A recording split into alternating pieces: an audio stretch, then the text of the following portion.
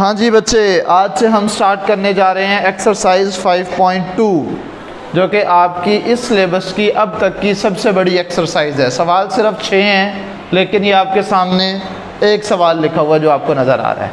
ठीक है, कुछ बातें वही हैं जो हमने पिछली एक्सरसाइज 5.1 के अंदर की थी। मैक्सिमम मोर देन हाफ जो है वो आपका क्वेश्चन वही है, यहाँ तक जो है वो आपका क्वेश्चन वही है। उससे आगे सिर्फ यहाँ से हमने इसको कंटिन्यू करने, ये इतनी चीज़ का इजाफा होगा हर एक क्वेश्चन के अंदर। ठीक है, बाकी यहाँ तक का जो क्वेश्चन है ये हम ऑलरेडी करके आ चुके हैं। ठीक है, बात समझ में आ रही है। अभी हमारे पास पहला जो क्वेश्चन दिया गया, ज़रा इसकी स्टेटमेंट समझें, यहाँ पे लिखी हुई भी है बल्कि, maximise f of x comma y which is equal to 2x plus 5y subject to constraints 2y minus x is less than or equal to 8 and x minus y is less than or equal to 4। और साथ में एक condition लगाई हुई है कि x की value should be greater than और इक्वल, या फिर 0 के इक्वल हो या फिर उससे बड़ी हो। इसी तरह y की वैल्यू भी जो है वो ग्रेटर देन और इक्वल टू 0 होनी चाहिए। पहले बेटे आप एक चीज़ समझ लें, क्वाड्रेंट किसे कहते हैं। क्वाड्रेंट आपने एक्स वाई प्लेन जो है वो बच्चे पढ़ा हुआ है, बेसिक चीज़ें हैं। बिलफर्ज इधर देखिएगा, ये हमारे पास बच्चों वाई एक्सिस है, इसको कहते हैं वाई एक्सिस, और ये होगा वाई डैश। ओरिजिन से राइट साइड पर जो है वो एक्स एक्सिस और लेफ्ट साइड पर होता है एक्स डैश। यहाँ पे x की जितनी भी वैल्यूज़ होती हैं वो सब की सब पॉजिटिव होती हैं, और यहाँ पे y की जितनी वैल्यूज़ होती हैं वो सब की सब पॉजिटिव होती हैं। तो हमें जो उसने कॉन्स्ट्रेंट किया है, यानी कि जो हमारी हदूद मुकर्रर की हैं या तयन किया है हदूद का, वो क्या कहा है कि x और y की वैल्यू पॉजिटिव होनी चाहिए। और x और y की वैल्यू पॉजिटिव तो सिर्फ इस रीजन में आती हैं, इसी रीजन में आती हैं। तो इसको हम कहते हैं फर्स्ट क्वाड्रेंट। इसको क्या कहते हैं? First quadrant. समझ आ रही है बात बच्चे? तो हमारा जो भी सोल्यूशन होगा हमने उसको फर्स्ट क्वाड्रेंट के अंदर महदूद करना है। ठीक है, अब हम चलते हैं क्वेश्चन की तरफ। और एक चीज़ उसने जो मज़ीद कही है, उसने कहा है कि आप ये बताएं कि ये जो आपका क्वेश्चन है जिसका ग्राफ अभी हमने ड्रॉ किया है, मैं आपको समझाता भी हूँ, इसकी मैक्सिमम वैल्यू कहाँ पे आएगी, इसकी मैक्सिमम वैल्यू जो है वो कहाँ पे आएगी। अच्छा, और उसके बाद जो है वो कॉर्नर पॉइंट्स क्या होती हैं बेटे। जब मैं ग्राफ बनाऊंगा तो फिर मैं साथ साथ बताऊंगा। इस एक्सरसाइज से पहले कुछ डेफिनेशंस दी गई हैं, मैं फ़िलहाल उनको इस तरह से घोटा नहीं लगवा रहा। हम क्वेश्चन को स्टेप बाय स्टेप सॉल्व करेंगे, जो बात जहाँ पे आएगी उसकी डेफिनेशन मैं साथ बताता चला जाऊँगा। ठीक होगी बात बच्चे? तो हमारे पास जो क्वेश्चन गिवन है, ये सारी कहानी वही है जो हमने पहले लिखी थी, जो 5.1 के अंदर हमने किया था कि हमारे पास दो इनइक्वालिटीज़ गिवन है। एक है 2x minus Y which is less than और इक्वल टू 8, इनइक्वालिटी 1, या जिसको आपने a का नाम दे देना है। x minus Y which is less than और इक्वल टू 4, ये है हमारे पास इनइक्वालिटी नंबर 2, यानी कि b जिसको आपने नाम दिया है। सबसे पहले आपने a को सॉल्व करना है, फिर आपने b को सॉल्व करना है। तो आपके पास पॉइंट्स आ जाएंगे। a को सॉल्व करेंगे, 2 वेरिएबल्स हैं, 2 पॉइंट्स a के आ जाएंगे और 2 पॉइंट्स b के आ जाएंगे। तो सबसे पहले वही काम जो है वो हम शुरू करते हैं फ्रॉम a। ये है हमारे पास बेटे फर्स्ट इक्वालिटी, यानी कि a। आपने क्या किया, ये हमारे पास a मौजूद थी, इसकी एसोसिएटेड इक्वेशन जो है वो आपने लिख लेनी है। क्या है? लेस देन का साइन ख़त्म करके सिर्फ इक्वल का साइन जो है वो लगा देना है। तो ये क्या बन जाएगा? 2y minus X which is equal to 8 हो जाएगा, और इसको आपने इक्वेशन नंबर 1 का नाम दे देना है। फिर उसके बाद आपने क्या करना है, x की वैल्यू निकालने के लिए y की वैल्यू 0 पुट कर देनी है, और y की वैल्यू निकालने के लिए क्या कर देंगे, x की वैल्यू पुट कर देंगे 0। ठीक है, अभी मैं y की वैल्यू 0 पुट कर रहा हूँ ताकि मेरे पास x की वैल्यू आ जाए। तो जहाँ जहाँ पे इस इक्वेशन में आ रहा है y, उसकी जगह मैंने क्या पुट कर दिया, 0 पुट कर दिया। तो 2 इंटू 0 0 हो जाएगा, minus X which is equal to 8। 0 multiply by 2 तो 0 ही हो जाएगा। 0 इसमें ऐड करें ना करें कोई फर्क नहीं पड़ेगा। तो ये minus X which is equal to 8 हो जाएगा। और इस माइनस को ख़त्म करने के लिए फिर यहाँ से हम क्या करेंगे, दोनों तरफ माइनस से मल्टीप्लाई करेंगे। देखो यहाँ से पे भी माइनस से मल्टीप्लाई और यहाँ पे भी माइनस से मल्टीप्लाई, ये माइनस माइनस प्लस हो जाएगा विच इज इक्वल टू -8। तो x की वैल्यू क्या आ गई है, -8 आ गई है। ठीक है, तो हमारा जो पॉइंट बनेगा, इससे जो ऑर्डर पेयर बना है, x की वैल्यू -8 है और y की वैल्यू हमने क्या ली थी, 0 ली थी। ये हमारा एक ऑर्डर पेयर यानी कि एक पॉइंट जो है वो हमारे पास आ गया। ठीक होगी बात बच्चे?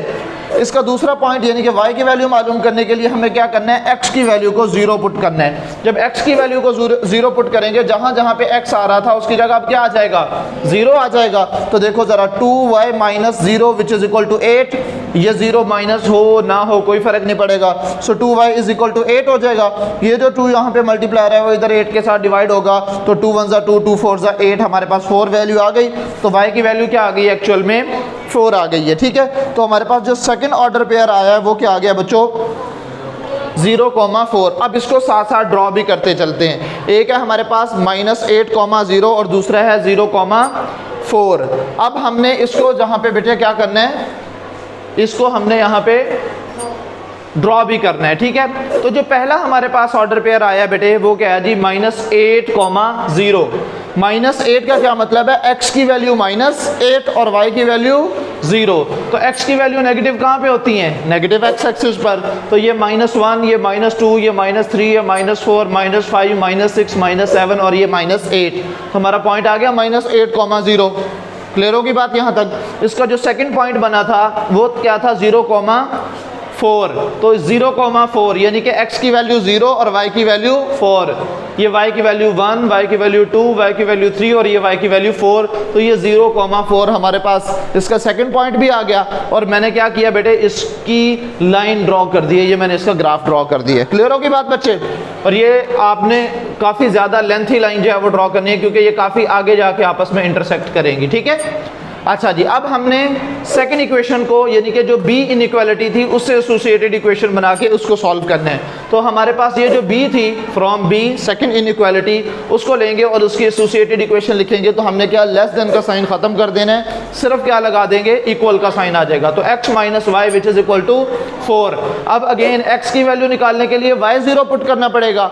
तो हम क्या करेंगे, इसी इक्वेशन 2 के अंदर y की जगह क्या पुट कर देंगे बच्चे, 0 पुट कर देंगे। ठीक है, तो जहां पे y है उसकी जगह क्या आ जाएगा, x माइनस 0 यानी कि x minus 0 which is equal to 4 और x की वैल्यू क्या हो जाएगी, 4। तो पहला पॉइंट क्या आ गया हमारे पास, x की वैल्यू हमारे पास बेटे 4 आई है और y की वैल्यू क्या ली थी, 0 ली थी। तो ये 4,0 एक पॉइंट मिल गया, इसको भी ड्रॉ कर लेते हैं। 4,0 का मतलब क्या है, x की वैल्यू 4 और y की वैल्यू 0। x की वैल्यू 4 कहाँ पे आएगी, पॉजिटिव x एक्सिस पर। ये x1, x2, x3 और x की वैल्यू 4। ठीक है, और y की वैल्यू कितनी होनी चाहिए, 0 होनी चाहिए। y की वैल्यू कितनी होनी चाहिए, 0 होनी चाहिए। तो ये y की वैल्यू तो हमारे पास x एक्सिस पर क्या होती है, 0 ही होती है ना। तो लिहाजा यहाँ पे बेटे हमारे पास पॉइंट आ गया 4,0। यहाँ तक क्लियर है।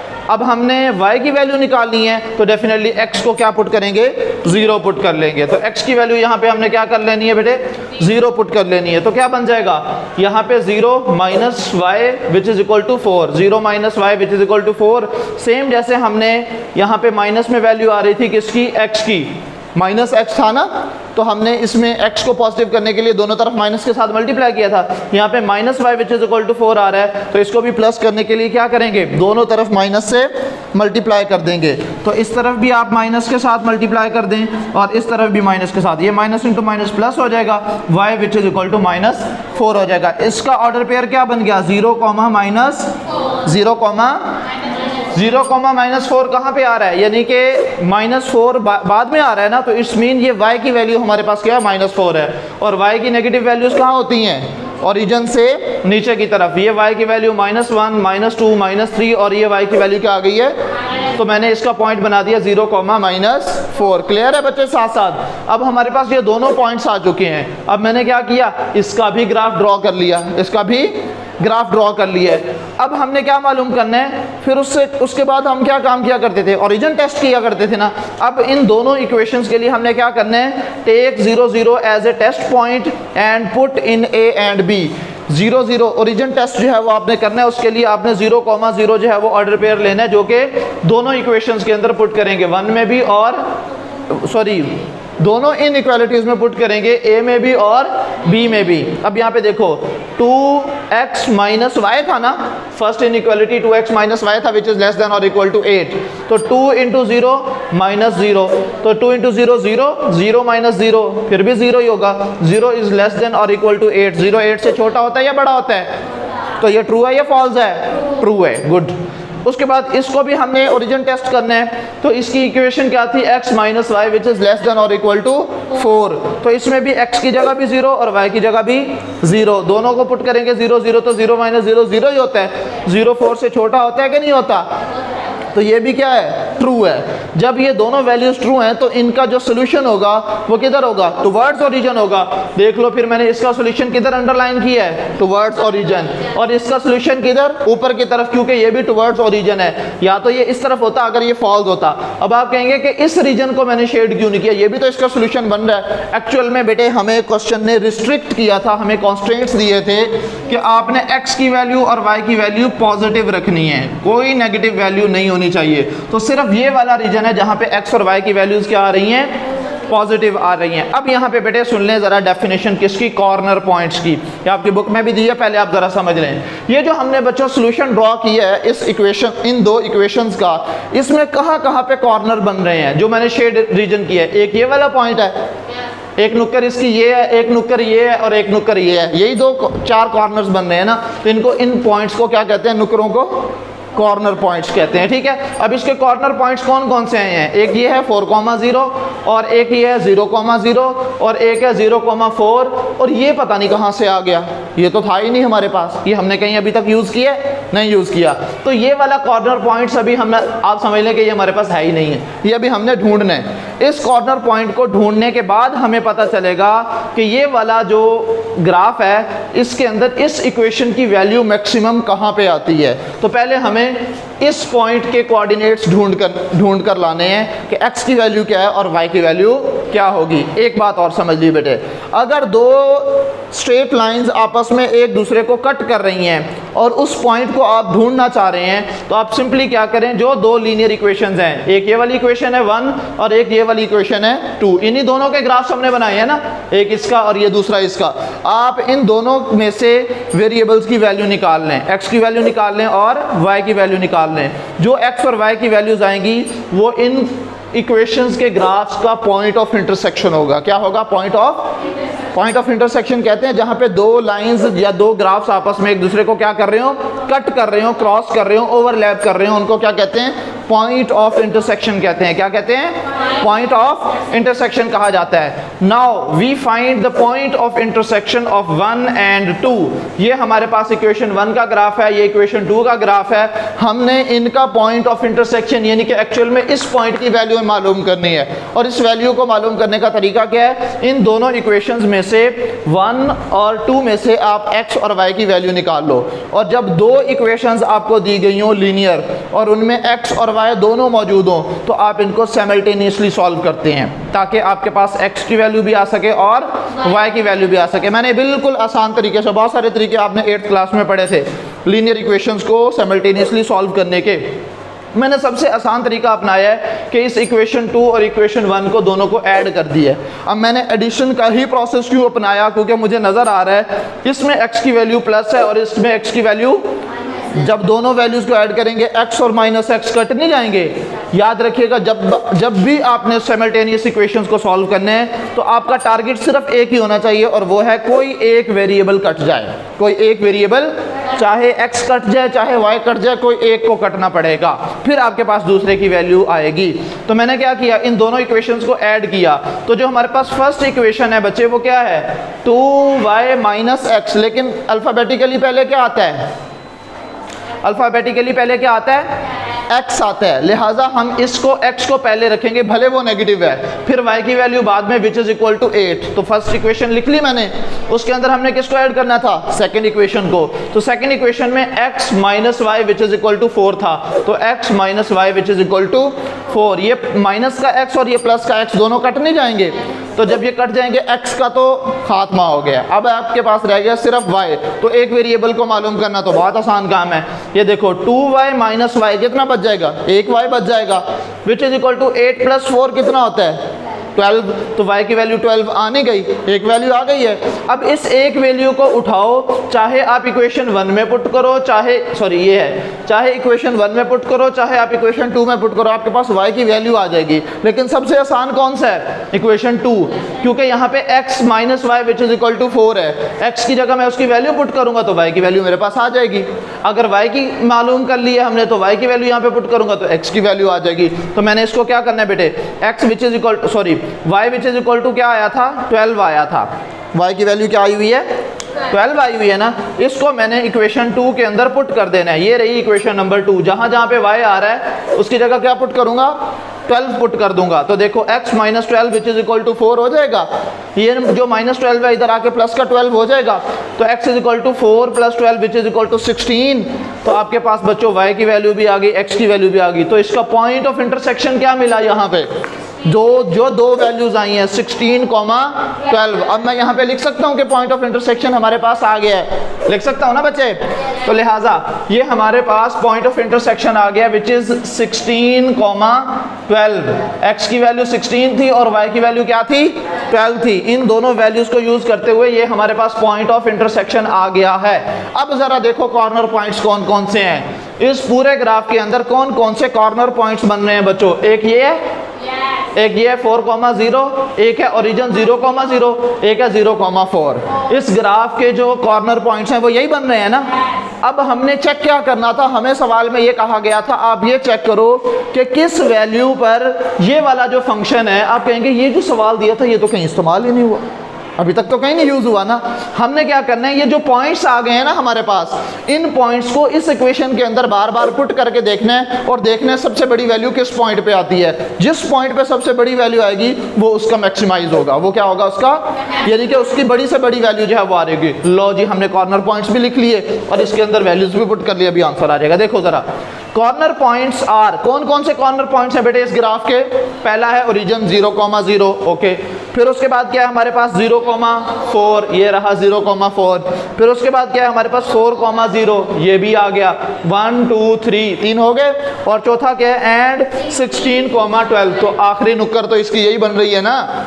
तो ये 1, 2, 3 और 4, ये 4 इसके कॉर्नर पॉइंट्स आ गए।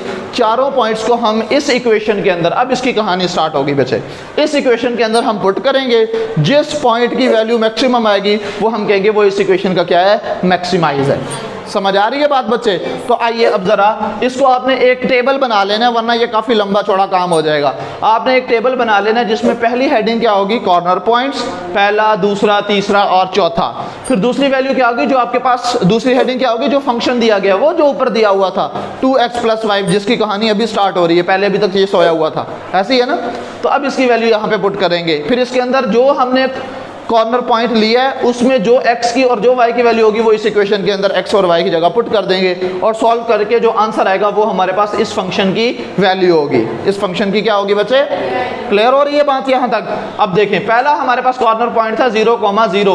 0,0 का क्या मतलब है? x की वैल्यू भी 0, y की वैल्यू भी 0। तो जहां जहां पे x आ रहा है उसकी जगह 0, जहां y आ रहा है उसकी जगह भी 0। 2 × 0 जो कि 0 ही होगा। 2 × 0 0 के इक्वल है। फिर 5 × 0, 5 × 0 भी क्या होता है? 0। 0 + 0 भी किसके इक्वल होगा? 0। तो पहला जो कॉर्नर पॉइंट है जो कि ओरिजिन पर था उसकी वैल्यू क्या आई है? 0। किसी भी इक्वेशन की ओरिजिन पर वैल्यू बेटे 0 ही होती है। ठीक है, आगे चलते हैं। दूसरा कॉर्नर पॉइंट था हमारे पास 0,4। कौन सा था? 0, जहां पे वैल्यू x की आ रही है उसकी जगह हमने क्या पुट कर देना है? फर्स्ट नंबर पे 0 आ रहा है ना, तो x की वैल्यू 0 है। और सेकंड नंबर पे y की जगह क्या आ रहा है? 4, तो जहां पे y आएगा उसकी जगह 4 पुट कर देंगे। तो 2 × 0 प्लस 5 × 4, 20 हो जाएगा। 0 + 20 which is equal to 20। Second value भी आ गई है हमारे पास। थर्ड कॉर्नर पॉइंट क्या था? 4,0। तो यानी कि x की वैल्यू 4 और y की वैल्यू 0। 4 × 2 8, 5 × 0 0, तो 8 + 0 0 आ गई। ठीक होगी बात? लास्ट जो कॉर्नर पॉइंट था वो था 16,12। अब उसकी वैल्यू पुट करेंगे, x की जगह 16 और y की जगह 12। 16 × 2 32 हो जाएगा। 12 × 5, 12 5 60 होता है। तो ये हमारे पास 32 + 60 ये बन जाएगा 92। मेरा सवाल यह है कि किसकी सबसे बड़ी वैल्यू आई है? इन सब में सबसे बड़ी वैल्यू क्या है? अब आप जरा अपने क्वेश्चन का आंसर देखें, उसका मैक्सिमाइज क्या दिया हुआ है, किस पॉइंट पर इसकी वैल्यू मैक्सिमम आ रही है। किस पॉइंट पर इसकी वैल्यू मैक्सिमम आ रही है बच्चों? 16,12 दिया हुआ है, so the maximum at the corner point 16,12। ठीक है, अब आपने क्या लिख देना है एंड में? आप सिर्फ ये लिख दें f of x, y which is equal to 2x + 5y is maximum at 16,12। मैं लिख के दे रहा हूं बच्चे, आप लोग नोट कर लीजिएगा। ठीक है, तो हमारे पास f ऑफ x, y जिसकी वैल्यू क्या थी बच्चों? 2x + 5y is maximum at 16,12। लो जी, ये था जी आपका सवाल। कोई मुश्किल तो नहीं है, सारी बातें वही की वही है बेटे, सिर्फ थोड़ा सा क्वेश्चन जो है वो लेंथी है। समझ आ गई है ना बात? मैंने इस क्वेश्चन को जानबूझ के पहले सॉल्व किया ताकि टाइम बचे, आपको ज़्यादा टाइम समझाने पे लगाऊं, लिखने पे ना लगाऊं। लिख मैंने इसलिए पहले लिए। ठीक है बच्चों, उम्मीद है आपको ये बात क्लियर होगी। और इसमें अगर फिर भी कोई आपको कोई सवाल है, कोई बात समझ में नहीं आई तो वो मुझसे पूछ सकते हैं। अभी आपके पास 10 सेकेंड का टाइम है। 1 2 3 4, सोच लो बच्चे। ठीक है, ओके है, क्लियर है। अब नेक्स्ट टाइम बेटे मैं इतनी तफसील से नहीं समझाऊंगा। अब आप लोगों को 2-3 बातें जो है वो पता चल चुकी हैं। हमने यहाँ तक तो बिल्कुल सेम टू सेम काम करना है। उसके बाद आपने क्या मालूम करने हैं? उसके कॉर्नर पॉइंट्स फाइंड करने हैं। अब हमारे पास जो कॉर्नर पॉइंट्स हैं वो 3 तो यहाँ पे गिवन थे, 1 2 और 3।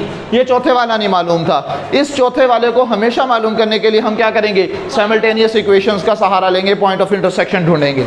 और पॉइंट ऑफ इंटरसेक्शन के लिए हमने इन साइमल्टेनियस इक्वेशंस को, लीनियर इक्वेशंस को क्या करना होगा? सॉल्व करना होगा। x और y की वैल्यू आ जाएगी, पॉइंट ऑफ इंटरसेक्शन मिल जाएगा, और फिर जितने भी कॉर्नर पॉइंट्स हमारे पास आएंगे उन तमाम कॉर्नर पॉइंट्स को उस गिवन फंक्शन के अंदर पुट करेंगे, जिस पे उसकी मैक्सिमम वैल्यू आएगी वो उसका मैक्सिमाइज होगा। ठीक हो गया? वो पॉइंट उसका क्या होगा? मैक्सिमम होगा। ठीक हो गया बच्चे?